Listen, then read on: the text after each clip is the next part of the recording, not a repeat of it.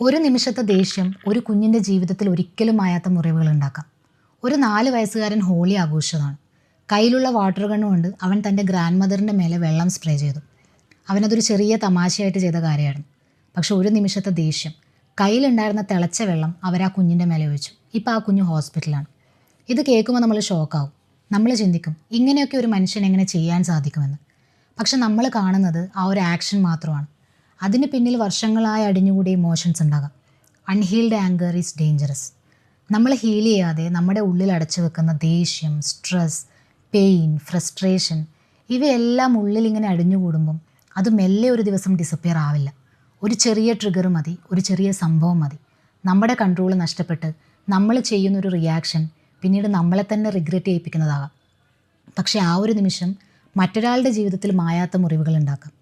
നമ്മുടെ കുട്ടികൾ ഡിസേർവ് ചെയ്യുന്നത് സേഫായ ഒരു ലോകമാണ്. പേടിയില്ലാതെ കുട്ടികൾക്ക് കുട്ടികളായി ജീവിക്കാൻ പറ്റുന്നൊരു സ്പേസ്. അതിനുവേണ്ടി നമ്മൾ ഹീൽ ചെയ്യേണ്ടതുണ്ട്. That's our responsibility.